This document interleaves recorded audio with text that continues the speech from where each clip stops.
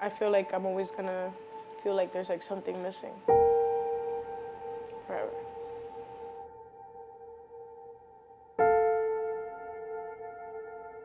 I miss every single thing. That was the worst day of my life, honestly. They were grown men. My brother was 15. I don't know what am I gonna do without him.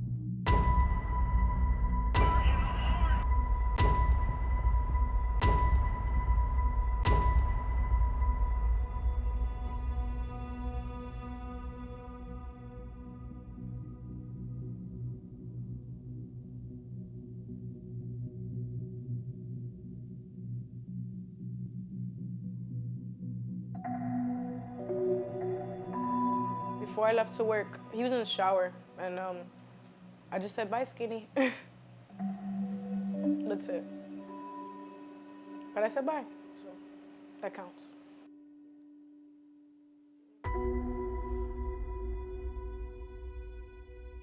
Before 10, I was already in bed, trying to sleep because I have to go to work the next day. That's when he went to my room and said, Mommy, Jason said he wanted $5. And I say, oh my God, by that time, Junior, it's too late. I say, no, Mommy, I go and give it to him. I say, did really you want to go? And he went to my purse, he opened my purse and grabbed the $10. And I let him go to bring it down the $5. I was falling asleep and I called him, Junior, you're taking too long, come. He answered to me, 10:32. I spoke with him over the phone. I heard normal voice. I don't hear nothing. I just say, come, please, come. He said, yes, Mommy, I'm coming. I fall asleep. Like 11:30-ish, around there. I get home, as soon as I put my stuff down, I get a phone call from my friend Marcus, and he tells me, he's like, this happened. And I thought he was joking.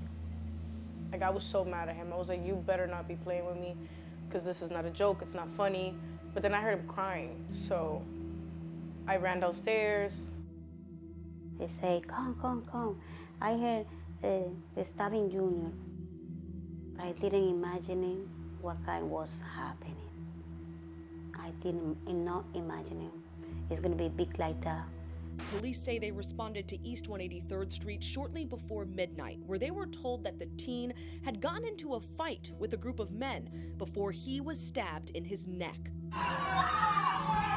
Those men fled the scene while the boy took his last breaths trying to get help.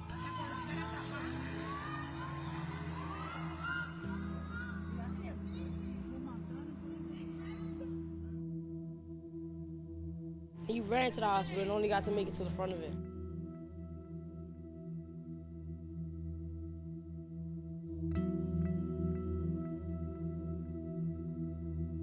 One of the lady who was there, trauma area from the hospital, I told her, take that picture, because I wasn't gonna have nothing else from him, only this.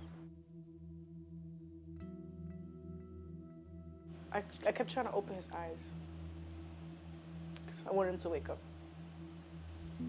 But he was already getting cold. And I didn't know that they got cold so fast. It had only been like an hour. He was already getting cold. I just kissed his face and played with his hair.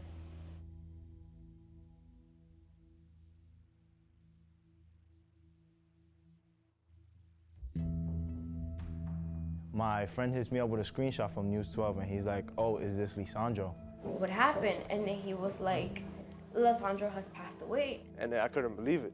Like, automatically I went into shock, like I couldn't believe what was going on. At that moment, you know, my heart was crushed. I felt destroyed, and I went over to Junior's house, you know, to pay my condolences. Definitely disbelief. You know, you see something on the news, you kind of like, no, that's not true. Why? Why you? And then why is this happening? He was just telling me, like, come down, like, we're gonna get through this and stuff like that. I literally, I kid you not, I said, nobody's gonna care. It's just another kid that died in the Bronx. Nobody cares about the Bronx. Nobody cares about us.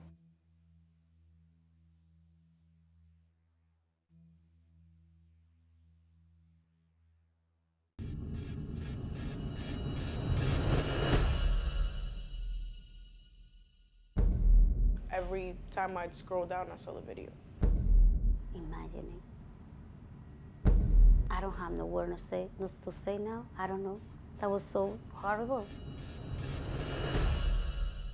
Although hard to watch, the images of these suspects repeatedly stabbing that young man is crystal clear. Now police and the victim's family are turning to the public to get these men behind bars. It was haunting. I just grabbed the phone, I saw it, and like I just, started crying, and I was just like, this can't be real, like this can't really be happening.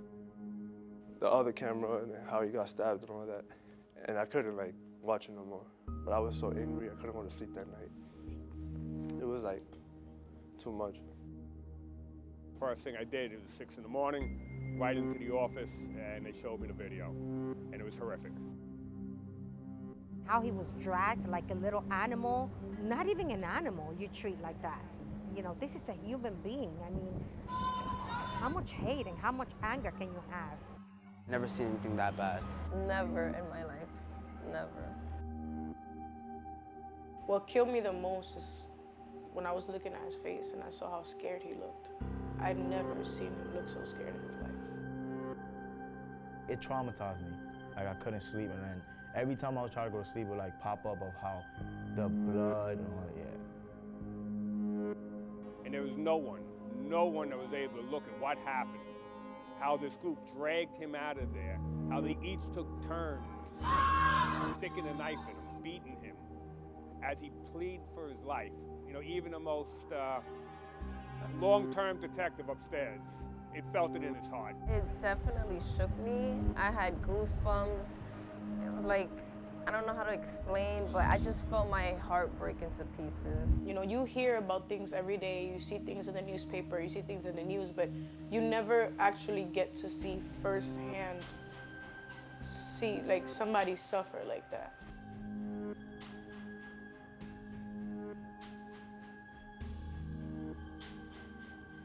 I don't know why nobody was able to help him.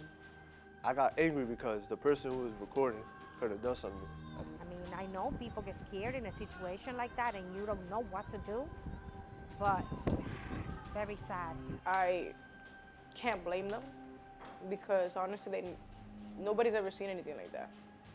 And especially for it to be somebody you know, somebody that you're close to, that you've known for years. I mean, I would freeze up. I wouldn't know what to do either. And I wished I was there in the moment so I could actually do something. Some blame those inside of that shop, saying they did not do enough to help. So I see him getting dragged out the store, and then the bodega, the clerk, he wasn't doing nothing. But the manager of the store says it wasn't that easy. In detail, he explains how Lesandro Guzman-Feliz, known as Junior, ran into the store and jumped over the counter seeking shelter. Their initial thought was that they were being robbed. He claims they struggled to keep the door closed, but the men made their way inside anyway.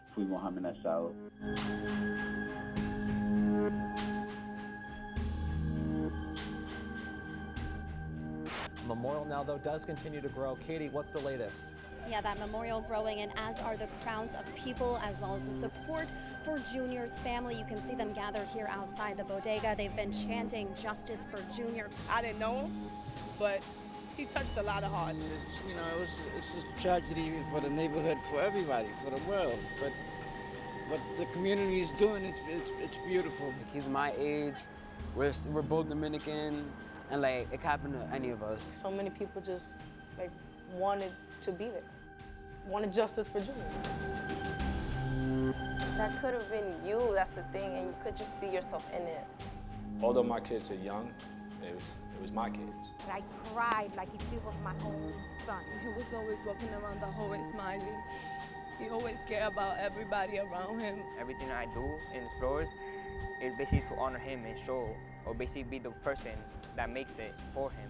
We want to grow out of it and build something big for the world. And that was what he wanted to do. I could like dedicate like my career to him. I tell him, one day, bro, one day. Little things remind me of him.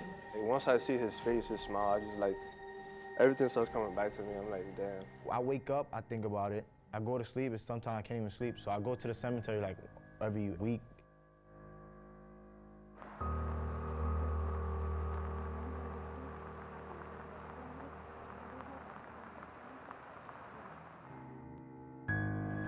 feel like too much of the time, tragedy is the only thing that brings people together. And I want it to be the opposite of that. I want love to bring people together. Because the world does need more of that. Almost a year later, and you can just feel how much of what happened here on this sidewalk is burned into people's memories. Junior's loved ones and people who never even met him. Hours after Junior died, when this whole corner became his memorial, detectives over at the 48th Precinct got to work. And so did New Yorkers, calling in tip after tip as justice for Junior began. Not sleeping, running down every lead, identifying the people on those videos. Arrest after arrest. In less than a week, investigators have rounded up several men they believe are responsible. Junior Guzman is dead because of 14 separate individuals all did something that led to his death. And now a murder trial underway. Abuser, killer, murder! It was hard for me, you know? Where are we now, 1 year later? Next on Justice for Junior, more than a murder. He was a baby. They killed my son.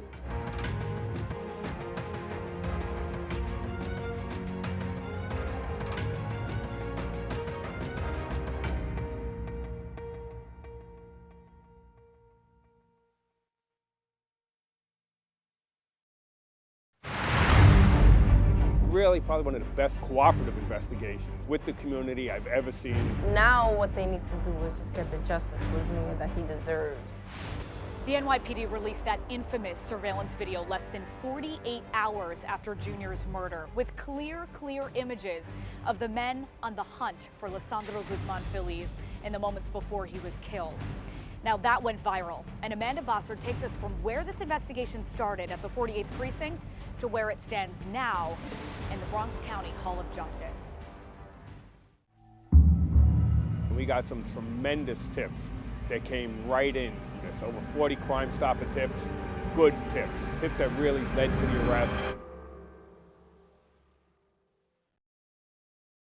And right now to a breaking news update. 7 people now in custody, 1 officially facing charges. Kevin Alvarez turns himself into the 48th Precinct while 6 other suspects are captured at a house in New Jersey. Before they can even be extradited to New York City for charges, Elvin Garcia is taken into custody, making him the 8th suspect. This investigation is not over. We will leave literally no stone unturned until we make sure that we get justice. Throughout July, 4 more men are walked out of the 4-8 in connection to this case, and all 12 are indicted on murder charges by the middle of the month. Bronx District Attorney Darcel Clark calling this a case of gang violence and mistaken identity, identifying the suspects as members of the Trinitarios, specifically the Los Sures set, who set out to kill members of the rival Sunset chapter on the night of June 20th. After that revelation, the case quiets down until late August when Ronald Ureña becomes the 13th suspect taken into custody. A few weeks later, Frederick Then turns himself in after being identified by police, bringing the number of men arrested to 14. 5 of them, Elvin Garcia, Antonio Rodriguez Hernandez Santiago, Jose Muniz, Manuel Rivera, and Jonaiki Martinez Estrella, are charged with first-degree murder. These are the men police say can be seen on the now infamous video stabbing the teenager to death. The remaining 9 charged with murder in the second degree, among other crimes.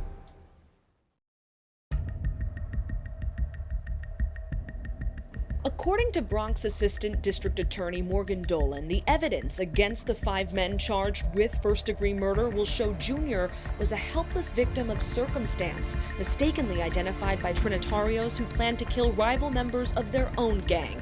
Defense attorneys for the men on trial say they didn't set out with intent to kill the teen, instead pointing the finger at Jonaiki Martinez Estrella as the murderer, responsible for killing Junior with a 4-inch deep stab to his jugular. The prosecution's case includes a 22-minute video compiled from 13 angles of surveillance footage, capturing all the attackers on camera. This is so very difficult. That's why I don't want to see it. I put my head down. An ex-girlfriend reveals Elvin Garcia confessed his involvement to her, A gang investigator identifies Diego Suero as the first boss of the Los Sures set of Trinitarios, Frederick Then second in command. He also says snitching members are ordered to be murdered. Testimony that's substantiated when Kevin Alvarez takes the stand for the prosecution and testifies against members of the gang he was trying to join. Alvarez pleaded guilty to manslaughter and conspiracy and will be sentenced to time served for the conspiracy charge, as long as his testimony is truthful. Under oath, the first man arrested in connection to Junior's death identifies each of the men now charged with first-degree murder and details how he met with them and other members of the Los Sures and Bad Boys sets at Diego Suero's Boston Road home on the night of June 20th, 2018. That's when the alleged first boss told them to, quote, do what they had to do to rival Sunset members in retaliation for the shooting of a man identified as Chino. Alvarez recounts driving up to Junior with others in his car. He says the 15-year-old looked up when they called out Popo, a Trinitario saying, but didn't understand other gang calls. Alvarez testifies, quote, the only thing I heard him say is that he wasn't Sunset before the group chased Junior down blocks of Belmont into the bodega on East 183rd and Bathgate. Alvarez admits to helping drag Junior out onto the sidewalk, where he says his associates were ready and waiting with knives. After the attack, Alvarez says the men involved reconvened at Suero's apartment, where this picture was passed around in an effort to identify Junior as a Sunset, but they couldn't find him in the photo. That's when Alvarez says he told the group, quote, I hope you didn't kill him. Alvarez not the only Trinitario to turn on the gang during the trial. The other man seen with him on the surveillance video from inside the bodega, a face without a name until now, when prosecutors call Michael Sosa Reyes to the stand. Reyes reveals he fled to the Dominican Republic the day after the murder, only to come back the next day and talk to cops. He's already pleaded guilty to manslaughter in exchange for truthful testimony, after which all charges will be dropped. Reyes was a Bad Boys member who says he was at Suero's home on June 20th when the Los Sures leader said, quote, go after Sunset. You already know what you have to do. Reyes and other members set out, encountered Junior in Belmont, where Reyes says the teen raised his hand when they called out Sunset Popo. Then the pursuit began. It ended inside of the bodega, but Reyes says, quote, when I saw his face, my attitude changed, and he left the shop. He identifies the 5 men on trial as the men who attacked Junior, before some piled back into Reyes' car, where, according to Reyes, Jonaiki Martinez Estrella said, quote, he's not going to eat for a good long time because I hit him in the neck.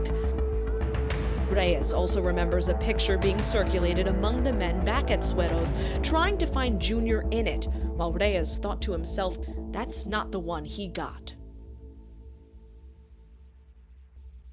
Prosecutors are expected to wrap up their case by the middle of next week. Then defense attorneys will have the opportunity to call witnesses if they choose. After that, it will be up to the jury to decide if indeed these 5 men are cold-blooded killers. And soon after, 9 more suspected gang members are likely to stand trial and face second-degree murder charges in the ongoing fight for justice for Junior. The way it changed me was... It definitely changed the way that I am. The way this has changed me is that... It was a big lesson. How did it change? Listen. I think I don't want to live for longer because I don't want to carry for a long time my pain. Learning how to appreciate everything that people do for you and appreciate the family members you have.